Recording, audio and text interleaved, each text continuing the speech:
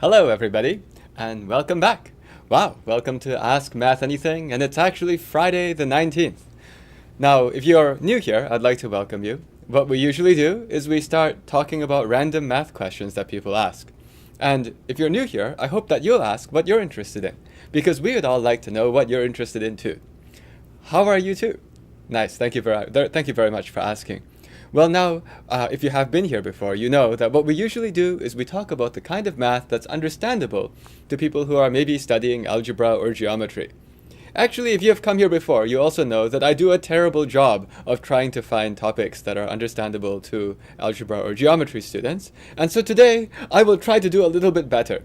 Apparently, earlier this week, we accidentally tried to teach calculus to people. I'll try not to make that mistake again. But in any case, if you haven't been here before, you're going to be in for a very strange ride when we're going to talk about all kinds of mathematics. All right, so what are we going to talk about today? Let's find out. I actually want to open up my little panel here where I can see what people are thinking of. Ooh, interesting.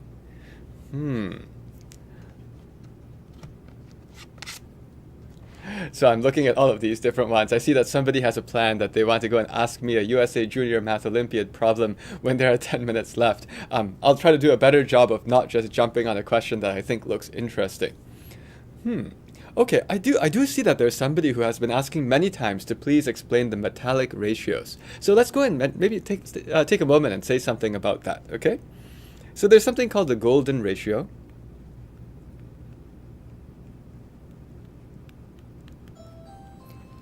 And what the golden ratio does is that if you take a rectangle, right? If you happen to take a rectangle, and if on this rectangle, you just so happen to cut off one square. Yes, that's true. There is somebody who just came into this office, but that's okay. So the golden ratio, if you go and cut off one square, you see that? That's a square. I just cut that off. Then what happens is the remainder right here is similar to the original. So the golden ratio, or the golden rectangle, what's going on here is that somehow if you cut out one square, the remainder is similar to the original. Okay, but let's go and work out what this is, okay? I'm just going to do this one really quickly. If I want to know what that ratio would be, the easiest way to do it is to say, look, this is 1. I'm talking about a ratio, so I don't know what this is. This is x. Now, if that's x and I cut out a square, you see, this is 1, this is 1, this is 1, this is 1, and therefore this little bit here is x minus 1. Okay? Right, so I have x minus 1 over here. And then the next thing I do is I want to say that the ratio of the 1 over x minus 1 is the same as the ratio of the length to the width, x over 1, of the original thing. So the golden ratio is basically that the ratio of the length over the width is the same. And so I basically have to solve some kind of an equation, x over 1 equals 1 over x minus 1, which if you kind of multiply and try to solve, you get x squared minus x equals 1, and when I put all to one side, x squared minus x minus 1 equals 0. So this is pretty standard. If you actually want to go and figure out what's the answer for x, you could use the quadratic formula or any other favorite method you might have for solving quadratic equations. And you'll get x equals minus this thing, okay, plus or minus this thing, 1 plus 4 all over 2. And you get a mysterious answer, 2 answers, 1 plus or minus the square root of 5 divided by 2. Except that it can't be minus. If it's minus, then unfortunately you'll have a negative number because the square root of 5 is more than 1. So you actually throw away the minus. I just kind of threw away the minus. That's the golden ratio. Now, somebody was asking what's the deal with the metallic ratios. So I'll tell you about the next one. There's one called the silver ratio.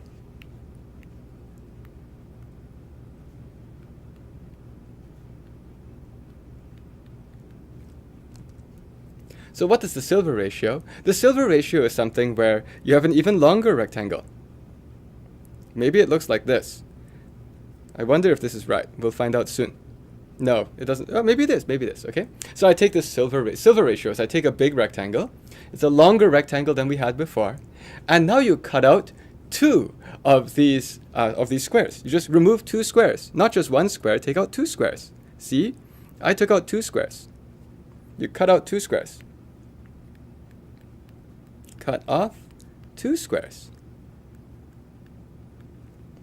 And now, what's left over is supposed to have the same ratio of length over width to the original one. Okay? And then now what's left over is similar to the original. All right, let's go figure out what the silver ratio is. Well, I see people are asking, what about the platinum ratio? What about the bronze ratio? So I think that somehow people called like the golden, the silver, the bronze, and then they didn't know what to do next. But in any case, the way that this works is you just cut off some number of squares. You see, so if that's one, and this whole thing is x, let's do the same thing again. So now I'm supposed to cut off two squares, right? So if this is 1 and this is 1, I cut out that square. This is 1, I cut out another square. So what's left over here is just x minus 2. And now we do the same thing we did before, which is to take this ratio of length over width. As usual, length over the width has to be the same. And the only way to do this, if we write down some equation, is that I have x over 1 is equal to 1 over x minus 2. So now let's try to solve. X squared minus 2x equals 1. So x squared minus 2x minus 1 equals 0. Solve it in your favorite way. X equals 2 plus or minus the square root of 4 plus 4, all over 2. What's this? Well, the square root of 4 plus 4 is the square root of 8. The square root of 8 is 2 times the square root of 2. This is 2 plus or minus the square root of 8 is 2 times the square root of 2, all divided by 2. And the way I got this is because if I have 8 is equal to 2 squared times 2. 8, like the square root of 8 is the same as the root of 4 times the root of 2. Okay? And I can divide. I can find out that this is equal to 1 plus or minus the square root of 2. How many people here think that there are two answers? It can't be that there are two answers. There can only be one answer. So what should I do? Well, there has to be only one answer. And so I don't think I should be trying to make negative numbers, right? Because 1 minus root 2 would be a negative number. So that wouldn't be legitimate. And so the silver ratio is 1 plus the square root of 2. Yes, I see Leo Z has written lots and lots of pluses. And indeed, several other people have also posted, just get rid of the minus. So that's the silver ratio. And if you want the bronze ratio, you just cut off 3 squares. And you just do the same thing again. And you could imagine that you can do this, a whole bunch of times. And you can have all kinds of different numbers that you make in this way. All right. Are there any other questions? Well, of course there are other questions. Let's see what we've got today.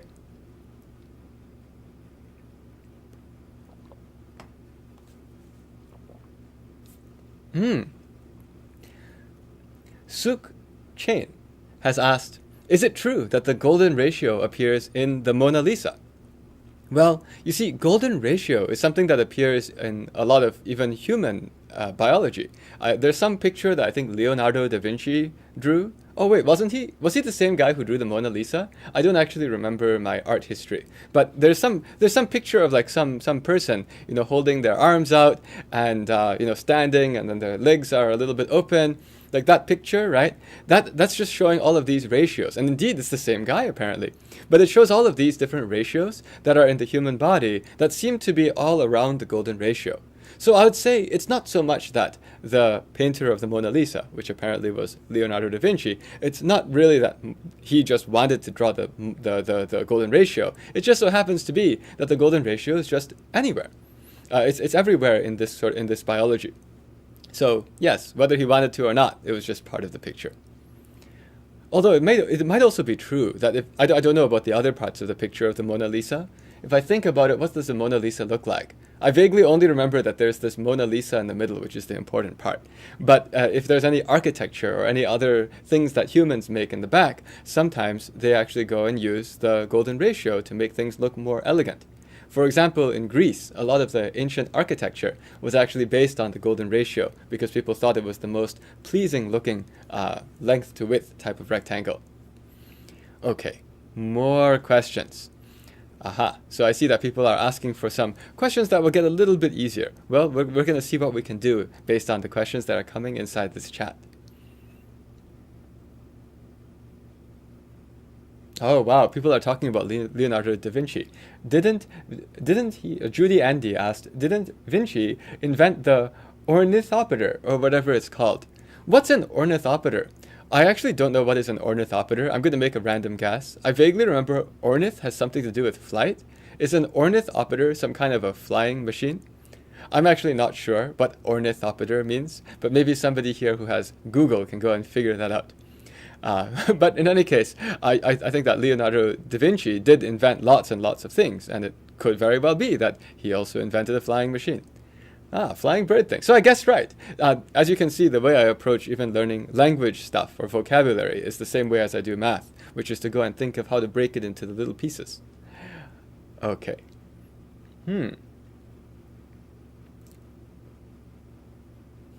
All right. Ethan Gang. Okay, let's do something. This thing might actually be approachable. I saw that there were some requests to have things that are approachable. But when I do an approachable question, even if you've done this kind of thing before, we can talk about what's the most efficient way to do it. Okay? So this is a question from Ethan Gung. Ethan Gung says, 1/4 of the population of a newly discovered planet. 1/4 of the population of a newly discovered planet has 4 legs. Seems reasonable. And it says the rest have 2 legs. And, oh, by the way, there are 60 legs in total.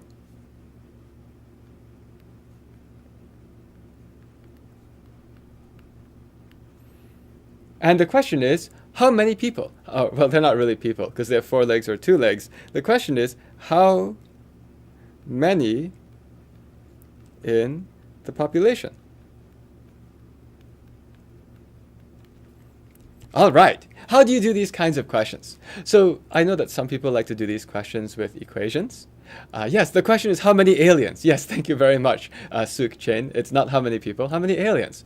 So let me share with you how I would approach something like this. There are lots and lots of different ways to do these questions. But when I see something that's ratios, with like 1/4 of the population being that kind and the rest being that kind, the way I do it is I first say, hey, let's make our numbers easier. Let's pretend that this planet has 4 aliens, okay?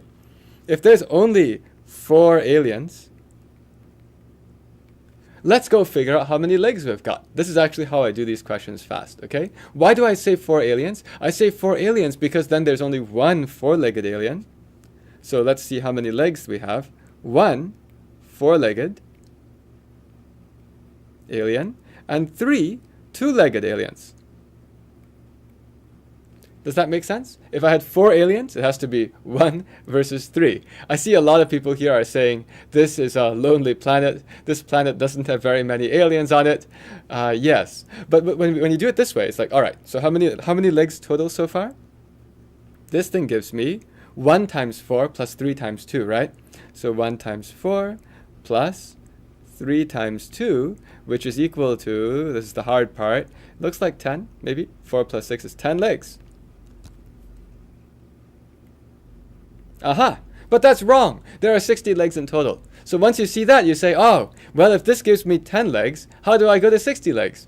I times 6, right?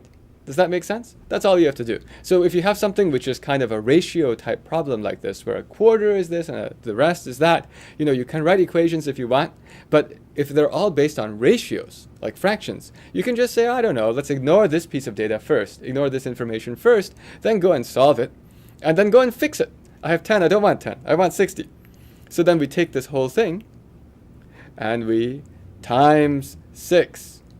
right? And then I get 60 legs. That's it. Times 6. And so 4 times 6 is equal to 24. Aliens.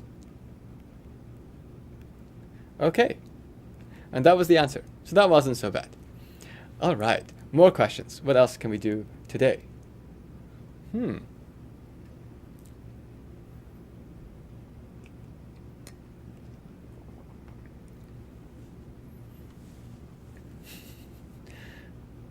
Interesting. So I'm looking at all of these different questions here. We've got a couple of them that are, I see one that I definitely want to do at some point today, but I'm going to try to balance the difficulties that we've got here. Okay. I see this problem from Anonymous Cheetah. This looks kind of interesting. Anonymous Cheetah, is this one something that we could possibly do? Oh, I'm trying to look.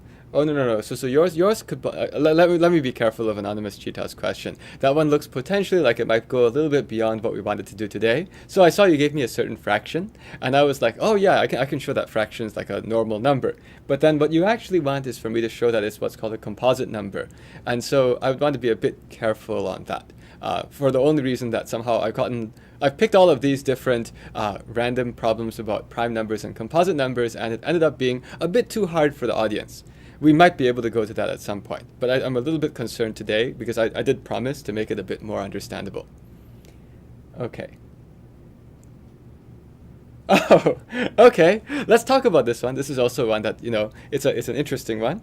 Cool Kid asks, hey, I got some equations to solve. A plus B plus C is equal to 10. A times B times C is equal to 30. And the question is, what is A squared times B squared times C squared? All right, if you ever see a problem like this, what you should do is you should say, oh, wait, there's 2 equations and 3 unknowns. It's impossible. Why are you giving me impossible questions? I can't solve for A, B, and C. Except that, well, that means that there's got to be some shortcut. And so the thing you should always do is you should look at what are we supposed to calculate, and can I write this in terms of what I have? And I can. This is actually just the square of A times B times C. This is equal to A times B times C multiplied by itself. And so that's 30 squared, which is 900. There is a little bit of me, though, which is looking at this and saying, sometimes these questions are tricky. Sometimes the answer, by the way, is it's a trick question. It's impossible. Sometimes the way that the questions are asked is that it's actually just not even possible to have any A's, B's, and C's that satisfy this, right? At that point, it would be like bogus. You know what? I'm actually going to go and talk a bit about that. But before I talk about that, let me go and tell you a very famous question. Here's a famous problem. It involves circle, sort of like a circle, and you just draw a triangle. Here's something, the base is 10, okay? And let's just go and draw a triangle. And this particular triangle happens to have a height of 6. And the question is, what's the area? What's the area of the triangle? That's the question. Area. Who can solve this problem? What's the area? Oh, this is tricky. So the answer to this is that it's a famous problem, okay? So I saw a lot of people say, oh, come on, everyone. It's half base times height, right? Half base times height. How hard can that be? Base is 10, the height is 6, half base times height. Is there a trick? What's wrong here? There's nothing wrong here. Looks reasonable. Oh, but there's a little bit of a problem. The problem is that 6 is bigger than 5. You see, if you try to draw a circle with a diameter of 10, what's the biggest height of a triangle you could make at all? The biggest height of a triangle you could make at all is if you had the 10, and then you put the point of the triangle right there. And the height would be half of the 10, right? It would be a radius. So the biggest height you could make is actually 5. Is everyone okay with that? If I went and drew a diameter of a circle, which is 10, and I went and did this, then somehow 5 is the biggest height, in which case the 6. No, the whole problem is wrong. Bogus. The area is called no. No, there's no area. No area. Okay. On the other hand, let's go back to this problem here. So back to this problem up there, it's like, is there actually a legit way to pick A, B, and C that make this thing happen? Let's see. I'm a little curious. Can we actually find out? Is there a way? Here's a tip. Don't use 0 for any of them. Okay? But usually if I have something like this, yes, area equals face. This is a scam. This one's a scam. But let's go over there. Oh my gosh, you guys are so fast. I didn't actually even think about the fact that you'd be able to guess and check. I was going to use some equations. But I already saw. People said, oh yeah. 2, 3, and 5. You guys are good. 2, 3, and 5 are okay. Because 2 plus 3 plus 5 is 10. And also 2 times 3 times 5 is 30. Nice. I didn't actually expect them to be nice numbers at all. Good job. And of course, this 2 times 3 times 5, if I did 2 squared times 3 squared times 5 squared, of course that would work. All right. Let's continue. More questions. Somebody has Abacus Pro skills, apparently, says Bongo Cat.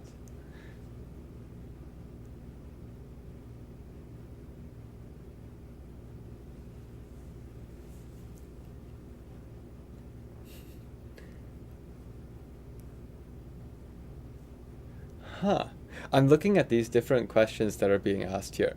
And some of these are indeed more sophisticated. Because Pietro Angelini asked, what if we didn't ask a squared times b squared times c squared? What if we asked a squared plus b squared plus c squared? So the answer here is that actually there are lots and lots of different numbers that could work. Because, for example, the 2, 3, 5 works for a, b, c. But just like before, when I started, I said, hey, 2 equations, 3 unknowns. I can't solve for this. There's like lots and lots of different possibilities. And in fact, there wouldn't be one answer for a squared plus b squared plus c squared, because there are lots of different ways to go and make this happen. All right, more questions. Harry Liu, can you teach us language arts today? Well, we did talk about language already. That was the ornithopter, or whatever you called it. Not ornithopter. Ornith something. So we did that one, right? That was language. And we also did art. We drew circles. Does that count? If you're looking for me to teach you how to write an essay, maybe not today. More questions.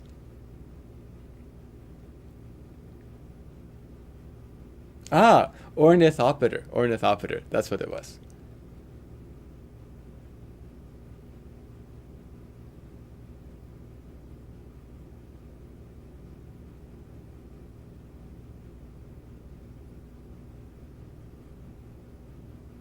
Oh, neat. I like this one. So Jiang Michael said, prove that if you square root any positive number, doesn't have to be an integer, and also not 0, then if you just keep mashing the square root button, you know what you get? So we have a calculator. Actually, we should call it a soon-to-be-broken calculator, since everyone on this live stream likes to ask me about broken calculators. What you're going to do with this calculator is that here's the calculator, here's the display, okay? And somewhere on the calculator is what do you mean square root 2? Is a square root button. And what you intend to do is mash the square root button.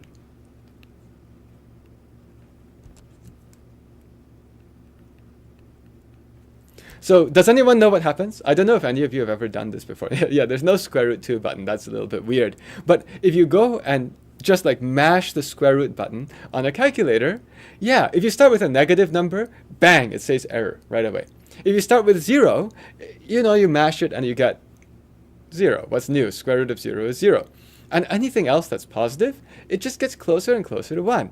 How many people here have ever done that? Haha, so Ryan Liu says, I do it when I get bored during math class. So I think I'm going to say, I've asked this question before when I taught my students at Carnegie Mellon University. It was like one of these like advanced math classes. And I was talking about what happens if you mash different buttons on the calculator over and over again. A remarkable number of students who go to Carnegie Mellon University in their past, when they were younger, have taken a calculator and mashed the button repeatedly and were curious about what happened. And I definitely did this too. And so for whatever reason, square root, square root, square root, square root, square root becomes closer and closer to 1. Why could that be? Well, here's a way to look at that, okay?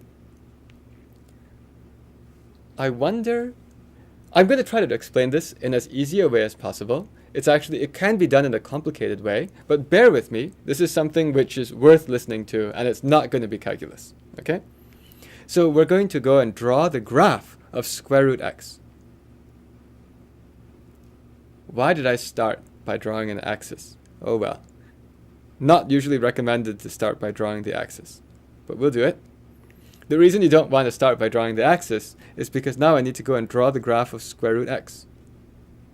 Maybe this is not bad, okay? So this is equal to y equals to square root of x. That's what that looks like. But I also want to draw another thing, okay?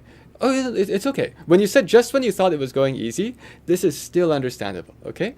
So what I've just drawn, by the way, is like a graph. A graph means that whatever I put in here, if I want to know, like, well, let's actually get a value. I do care about a value. And the way I'm going to get a value, let me draw a line first, and then we're going to get a value. Just for fun, I've drawn y equals x. Okay, since I've drawn y equals x, by the way, did you know that y equals x and y equals square root of x intersect somewhere? There is a number for which if you take the square root of it is itself, and that is 1. Actually, so is another number, 0. So this thing here is 1, and the way you think about graphing, like what a graph means, is that, you see, if I threw 1 into square root of x, then I get the height, which is a 1. Okay? And 0, 0 is also one of these numbers. If I throw 0 into square root of x, out comes 0. And by the way, if I throw in 2, you know what I get? I don't get 2. If I throw in 2, the thing that comes out has a height of 1.4-ish, square root of 2. Okay? So now we're going to do something a little bit interesting. Let me see what happens if you throw in 3 to square root of x. That's over here. You get square root of 3, which is about 1.7-ish. All right, this is not exactly to scale. I'm just trying to give you an idea. That height is supposed to be like that height there. Okay. Now, watch what happens if I'm going to draw a little picture. I'm going to start by having this 3 and going to that square root of 3. See that height? And now what I'm going to do with that is I'm going to go move horizontally, just towards that square root of 3. Okay, so I've just gone horizontally. I'll even draw an arrow. Do you know what's the x coordinate that I just hit? So right here, I've just gone horizontally from the height, which is square root of 3, which is about 1.7. If I go straight horizontally until I hit the pink thing, do you know what my x coordinate is? It will also be square root of 3. You see, if my height here was square root of 3, there's a point right here whose y coordinate is square root of 3, but that's the y equals x, right? So since that's the y equals x, the x coordinate is also square root of 3. Let me go and label it. This point is square root of 3, square root of 3. All right? That's that yellow arrow. I don't really want to make the yellow get confused, so I'm going to draw a blue. Okay? So this is square root of 3, square root of 3. All I did is I went across. Why is that useful? Because now I'm a little bit curious. If I took 3 and I mashed the square root once, I get square root of 3. What if I mash the square root again? How would I find the height corresponding to the square root of the square root of 3?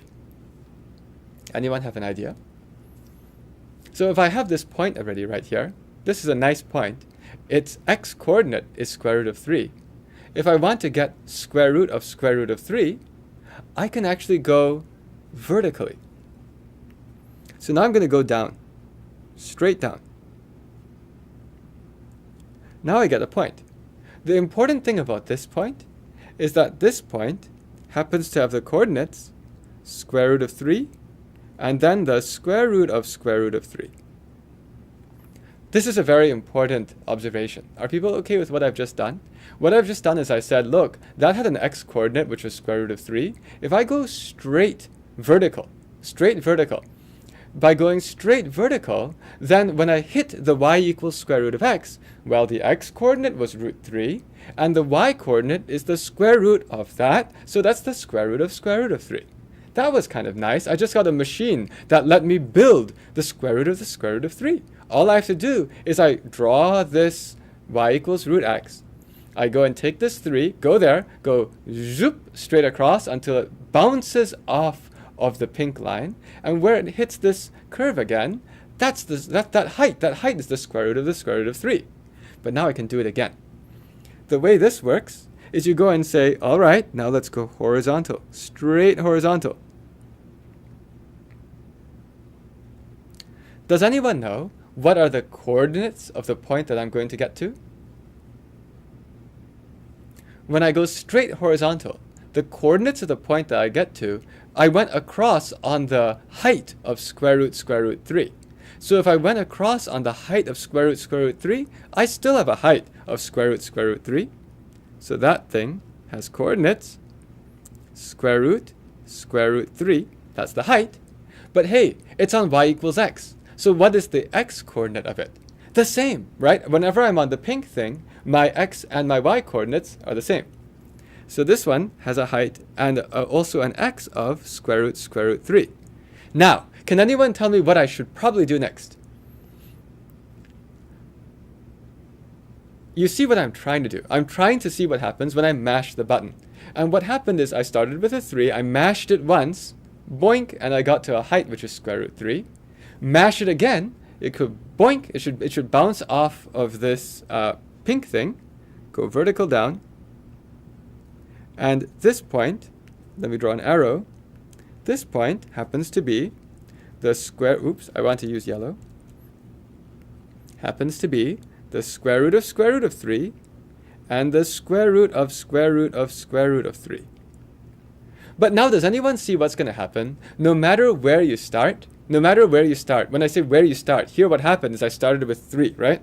And what I did here is I went from 3 to the square root of 3 to the square root of 3 to the square root of 3. And importantly, these are all heights. So basically, as I'm doing this, and I'm bouncing and bouncing and bouncing and bouncing, you know what's going to happen? Where am I going to go? No matter where I start, it'll go boink, boink, boink, boink, boink, boink. And where's it going to go? It's going to go there. What's there? That's 1, 1. So then, boom, exactly, as everyone's saying, it's going to go boink, boink, boink, boink, boink, boink, boink, boink, and it'll go into the 1, 1. And so that's actually why the number gets closer and closer to 1. If you really want to know why it works out this way, actually the answer does turn out to have some calculus in it. The reason why is because somehow the slant that this white curve has as it's going through is a slant which is positive but less than 1. But we're not going to go and talk about that. Does it actually hit 1, 1? No, it never hits 1, 1. Of course it can't hit 1, 1, because let's think about it. Suppose that when you pressed square root, suddenly you got 1. Oh yeah? Then what were you at right before that? You must have been at whatever has square root becoming 1. You mean 1? No. You weren't at 1 yet, right? So there's no first time that you get to 1. Then what's about the calculator? The calculator is like, hey, well, you know, it looks like 1, right? It looks like 1. And since it looks like 1, it gets closer and closer to 1. The calculator can't store infinitely many digits of what's called precision. Now, people here are asking a legit question. What if you start with half? What if you do 0.5 first? Then what happens? So what happens when you do 0.5 first is it sort of flips around. Okay, let's not do 0.5. 0.5 is too hard to see. Let's go and say, suppose I started instead. I guess we can use yellow again. Let's say we started with something very, very low, like, 0.3. This looks like 0.3. Oh, wait, no. The square root of 0.3 is not fun. Yeah, whatever. Okay, this height is the square root of 0.3. Okay? So this particular point here is going to be 0.3 square root of 0.3. All right, that's what I've got here. Now what should I do? If I want to know what happens when I mash the square root button again, if I go straight across first of all, what I get to is going to be just plain, though the height is the same, the y is the same, it will be the y will be square root of 0.3, and so will the x. So when I go across, I get to root 0.3, root 0.3, okay? But now, mash the square root button once, and when you mash the square root button, it's not that you always go down or up. The important thing is you go vertically, right? Because if I want to know what is square root of 0.3, I need to know for this x coordinate, what's the y coordinate of the white curve, okay? So then I'm going to go up. If you're wondering why is it that sometimes you go down, why is it sometimes you go up, it's because we don't actually care about down or up. All we care about is if my x coordinate is square root of 0.3, I want to know what is the square root of that x coordinate.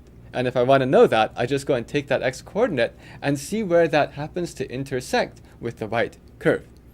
Okay, so if I do that, then this height becomes, that point becomes square root of 0.3,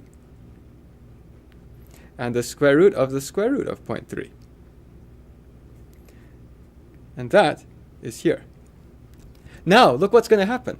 You're just going to go boink off of the pink thing, back up, and that's going to be what happens when you mashed another square root. And then you'll go boink off of the pink thing, and then you go up.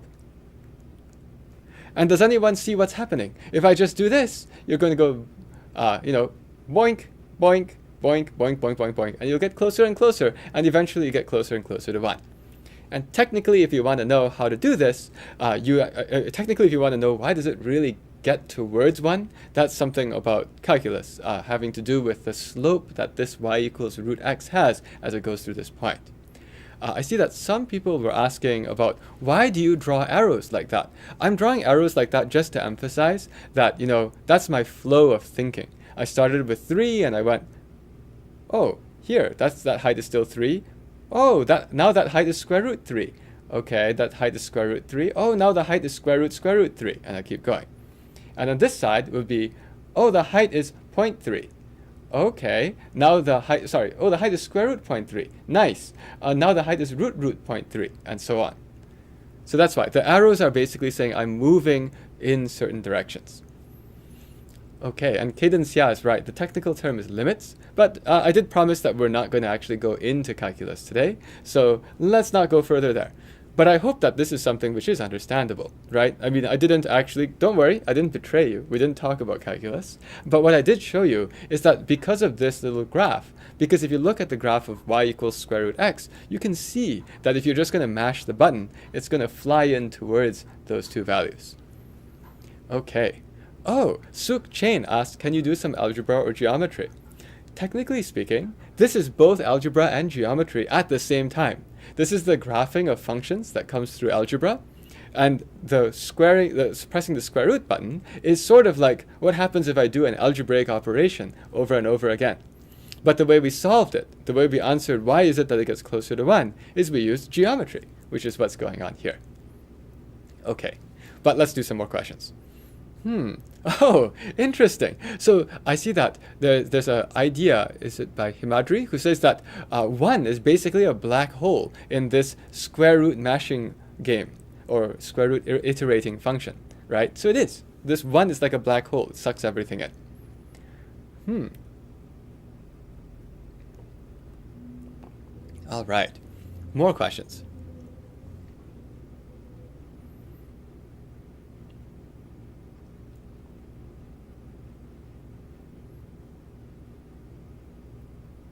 Oh, aha. Carbon News has a question about toilet paper. If you have a roll, okay? So, Carbon News has looked at a toilet paper roll. Toilet paper rolls look like this.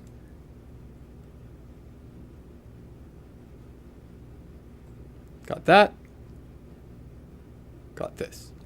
Oh, that's not quite in the middle. This is now so hard. Drawing one circle is hard enough. Drawing two circles, one inside the other, is also hard, especially if you're trying to kind of line up the centers. Close, Not great. Okay? Not great. But suppose I've gotten this thing. All right? I got this toilet paper roll. Toilet paper roll. Makes sense. And this is toilet paper roll. TP. That's how we call it in America. It's a TP roll.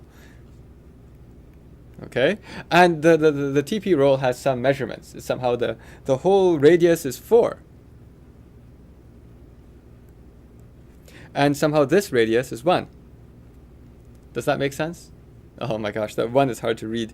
But how do I make the 1 look like it's not just another radius? Oh, I know. I'll do this, and maybe I'll call this 1 with an arrow.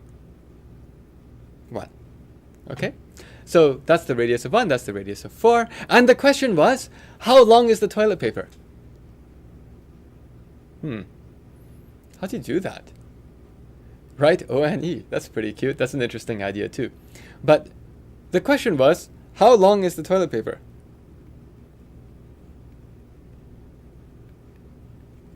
Oh no. How can you do this? Well, it actually makes, it depends, right? It depends. Yeah, it's right. What about Max Lee's question? What is the thickness of the toilet paper, right? Because if you happen to have some super, super thick toilet paper, then unfortunately, you're not going to have much here. For example, if I have a toilet paper where it's like, hey everyone, I've just been playing a trick on you. I have gotten the thickest toilet paper in the world. Like one sheet is that thick. Then the answer would be not much toilet paper, right? But on the other hand, if you're like, hey everyone, we made super tissue thin toilet paper where it's like super, super thin, then it's like, yes, it's really long. At the same time, it might be kind of useless. So in any case, now we need to think, how do we do anything about the thickness? This is still an interesting question, okay? So let's suppose we have the 4 and we have the 1, and let's say how thick is each of these, how do I call it? Like each thing you wrap around it, right? Oh, I have an idea. You know how you'd express how thick it is? Actually, here's a question. Suppose you were a factory that makes toilet paper. The real paper boy says, unroll it and then measure it. That's one way. But I'm saying, like, if somebody told you, hey, look at this nice toilet paper roll, how would you express how thick is the paper? You actually probably wouldn't just go and, unroll it and then measure the paper. You know why? Because on the toilet paper roll, it's tight. It's wrapped up tightly. So it's like if you already unrolled it and you measure the thickness, it kind of expanded a bit, right? So the way that you might actually express the thickness, I'm guessing, suppose you ran a toilet paper making factory, probably what you'd say is that the number of layers from the top into the core is some number. What's a reasonable number? I'm actually curious. What do you guys think is a reasonable number? How many layers do you think there are in a typical toilet paper roll? Does anyone know? I'm kind of curious. I'm thinking to myself, right? It's not 10. 10's like too little. This is usually pretty thick, right? On the other hand, is it 100? 100 doesn't feel enough. So I'm going to guess 1,000, okay? And, we might be off by something, but I'm going to guess 1,000. Maybe this is not realistic. Gee, 1,000 sounds like a lot. I like these numbers in the middle, right? So, oh, wow. Starflight says 375 here in Singapore. How do you guys know? Is it standardized? But I'm going to go ahead and say 500. That's a nice number, okay? Let's say 500. And I'm a little bit curious. How in the world did you know it was 375 in Singapore? I mean, is that actually known? People are saying like 1,000 sheets in a roll. Right, the packaging. The packaging can say. I didn't realize there was such a thing as standardized toilet paper. Anyway, let's just go and use 500. That's a nice round number. Okay? So what we're going to say is 500 layers. The next thing I need to say is that, right now we've got my 4 and we've got my 1. I need to give some kind of measurements. So the question is how long? How long is in what, you said 0 in India? Oh my goodness. So anyway, so what? So there's someone here who has counted. It is 276 layers. Are you sure? Well, since I saw a 375 and a 276, we're going to compromise. We'll turn this into 300, which is a nice round number, okay? Now, here's what we're going to do. We're going to go and say, let's give some labels. 1 what? Should it be a centimeter? Should it be 1 centimeter? Do you believe that? That's a pretty narrow tube. 4 centimeters. Should be more than that. But that's a radius. That's a pretty sad toilet paper, right? So I'm going to say, look, we're going to do something where we're going to mess around with these numbers. I don't think it should be 4 and 1. Let's go and make it a little bit more realistic on a real toilet paper roll. Like somehow a real toilet paper roll, it's like that. And so the radius, I'm going to say that the radius is 3. I'm messing with your numbers. Is it 3? Let's call it 2. If that's 2, and then, okay, a toilet paper roll is like this. And what's that? 8. I know. People here are saying inches. Actually, that would probably be correct. Like 1 inch and 4 inches is probably actually right. But let's just go and use centimeters just because metric is actually better. All right. Now we have something. Now we can go and try to find out. Yes, Susan Shi says that some people here have a PhD in toilet paper. But yeah, let's just say that we have 2 centimeters radius, 8 centimeters radius, and we want to know how long is it. So how would you do it from here? What would you do? You see, we're still not done. This is still a very interesting problem, right? So now we're saying that there's 300 layers of toilet paper on here, and we got that. Now what do you do? How would you guys try to figure this out?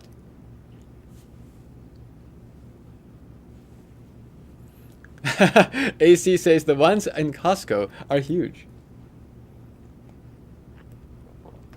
So I'll tell you what I would play with. I'd play with the area. Yes, you kind of unroll it. So you imagine you unrolled this thing and you're just looking at it like a cross section, okay? So basically what's happening is that all of this area, right, you're just looking at it. When you look at it, you don't really know how deep it is. It could be a normal toilet paper like this deep, right? Or it could be like fooling your eyes and it's actually a really wimpy toilet paper which is only like, this deep, which is useless.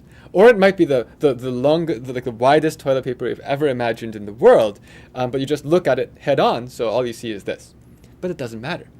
So when you look at it this way, you say, look, if I unrolled all of this, then I would be able to unroll all of this and my side view. After I unroll all of it, my side view looks like this. Let's pretend that was a straight line. 1 straight line is easy. 2 straight lines is very, very difficult. Wow, sort of worked. Okay, so I just go and take this thing and I take this guy and I unroll it to a big, long, straight line. That's okay, I guess, right? So if I unroll it, what do I need? I need that the area that I see on this side view is equal to the area I see there. Does everyone agree with that? Like if I took this toilet paper and I unrolled it, yeah, the area here should be equal to the area there. Okay? If I unrolled it. Now, by the way, I'm talking about unroll it and don't even let it kind of expand. I just mean just like unroll it and pretend it doesn't expand. So it's like somehow, imagine, here's what you'd do. You'd first take the toilet paper and you'd freeze it. Wait, I'm not sure that works very well. Anyway, let's pretend that you got something where it wouldn't expand. Okay, you got it so it wouldn't expand. So the height I'm saying is that somehow the height is what you'd expect. But here's where you use the 300 layers. Do you know how thick this is? The thickness is, there's supposed to be 300 layers, and those 300 layers use up 6 centimeters. Is that clear to everyone? There's a 2 centimeters in here, and there's an 8 centimeters altogether, so this part is 6 centimeters, right? So the 6 centimeters is split up into 300 layers. Okay? That's why 300 is actually a nice number. So this part is the 6 centimeters. And those 6 centimeters are split up into 300 parts. So this strange little width here, the height, maybe I can call it the height, is equal to 6 over 300 centimeters. All right. Well, in that case, now I'm good. Because if I just want to know how long it is, I'm just talking about an area problem.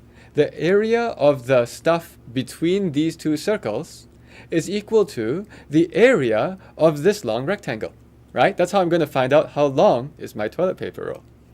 My length, I don't know how long it is. It's L centimeters. So if I have L times that is supposed to be equal to the area between these 2 circles, that's all I need. So let's do an area. What is the area between these 2 circles? Well, that's a pi r squared type problem, right? I take the area of the big circle, pi times 8 squared. So the area is equal to pi times 8 squared minus pi times 2 squared.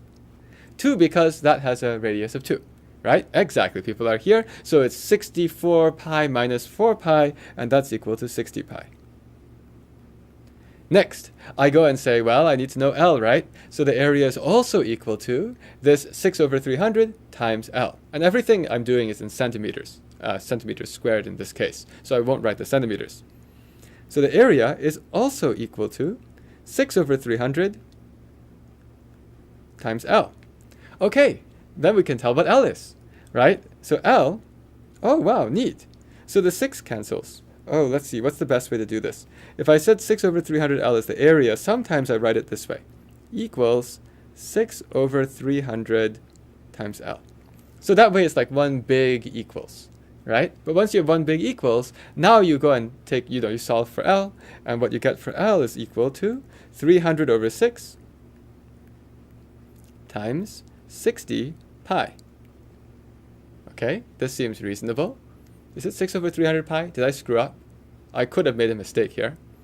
But let's see. So that cancels, the 6 and the 60 cancel to give you 10, and it gives you 1,000 pi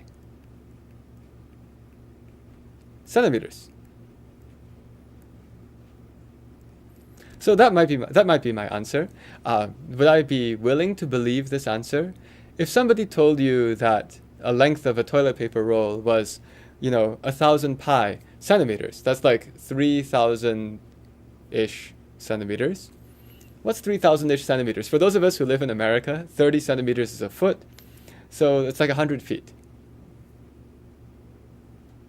I could believe that. 100 feet, maybe? Yeah, I could believe that. I'm not sure if this is true, but it seems like it might be. And, isn't it 3,000? Somebody has asked, isn't it 3,000? Let's see. So the way you have to do this is that the area in between these two circles, in between the two circles, has to be equal to this length times the height, or the width. And so, I made a mistake? Oh, isn't it 3,000? Oh, yeah. Oh, of course. Yeah. This typically happens. If you haven't been to my live stream before, you'll find out that I'm really, really bad at arithmetic and also really lazy with arithmetic. 3,000 pi. So now if it's 3,000 pi, do I believe that? Now that's 300 feet of toilet paper. Yeah. Maybe. I'm not entirely sure, but we'll see. Yes, exactly. The 6 and the 60 cancel, and so that gives you 10, and then the 10 times by the 300 seems reasonable. All right. So maybe this is true, maybe this isn't true, but this shows how you might do it, right? So it is true that we had a lot of assumptions here. Like, is the number of layers right? Is this internal radius and external radius right? We're not entirely sure.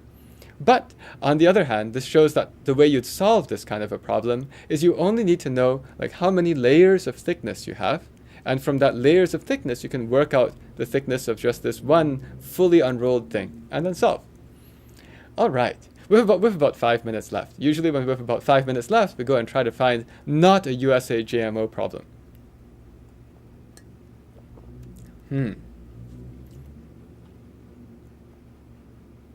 I see that somebody asked, when are we going to do AMC10 and Amy stuff? I've always been trying to design this live stream so that we can bring more people into the world of interesting mathematics. And so I don't actually have an intention to open the AMC10 or Amy live stream at any time that soon. Instead, my goal is to go and try to bring way more people in to kind of investigate their toilet paper mathematics. Okay. More questions. I saw somebody ask me, how many bananas do you eat a day? Usually about one. And that's just because, sometimes, what fruits are there? Bananas are a very common fruit, and fruits are good for you, right? But if I happen to be out and about, like traveling around, the number of bananas I eat a day could increase. Okay. More questions. Susan Xu wants to know about our websites. Do you use Bootstrap for your websites? We do use some elements of Bootstrap for the websites, and it is useful. That actually helps you to make a website that will work when you open it on your smartphone, as well as when you open it on your computer. Oh, yes, Sophia Chang says that bananas are going extinct. There is some kind of another disease. There's another banana disease, which is very unfortunate. So I guess that's why we need to take care of the environment then.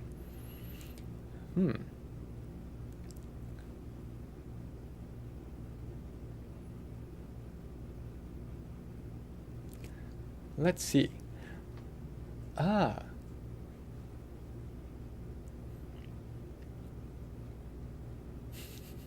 I see a general question about like, how does a human get smart? Like how would you, and this is from Suk Chain, right? So how do you get smart? How do you go and try to be able to understand lots of different things? I strongly believe that the secret is to really understand math and understand how to put things together, and also just to be very curious about the world, right? I think that there are actually plenty of people who are very smart who maybe aren't like the traditional types that you'd say are mathy people, but they're just kind of curious about the world. And I think that if you generally have a lot of curiosity about the world and you're always trying to learn stuff, you'll be pretty clever too. I see that As Guy is asking, do you eat overripe bananas? Well, you shouldn't waste them, right? So if you happen to have bananas and they're overripe, what are you going to do? If you just wait longer, they'll become overripe. And they'll be even more mushy. So better eat them now. So I guess the idea is that if you see bananas are getting bad, maybe it's time to have more bananas. Or make banana bread. Exactly, that's another solution. Why are people talking about bananas? That's a really good question. I don't know. It seems like that seems to have overtaken the chat, so I decided to answer it. Let's see.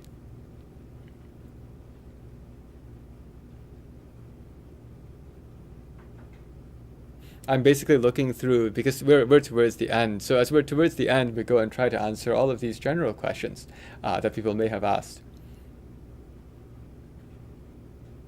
What? So Alan Tang asked, how do you build a thermonuclear missile with a launch site with only metal and 10 pounds of plutonium? I need to know by Friday because that's when my geometry is due. You guys are hilarious. So I think that building a thermonuclear missile with a launch site is kind of difficult. My understanding is that it took a lot of scientists, a lot of work in order to go and try to build, any sort of nuclear device. So to do that by Friday is probably not the most efficient way to deal with your geometry homework. That said, I think that this is an interesting subject because actually if you want to know who the kind of people who were involved in the major discoveries of atomic things, and I guess even the Manhattan Project in the US, there are a lot of there's a lot of mathematics in there too. So if you ever want to someday work on like nuclear physics or any physics or engineering, I recommend that you keep learning this math.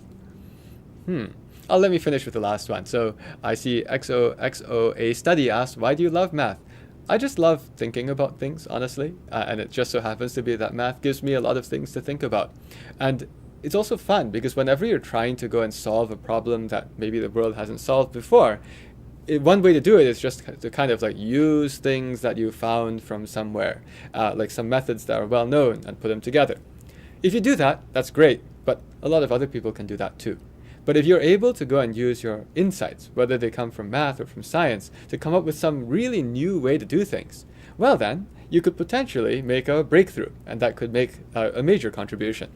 So to me, math is like, it's the language of the universe, and if you understand it, you can take any problem and kind of figure out how to put the little basic parts together, possibly in a very unusual way.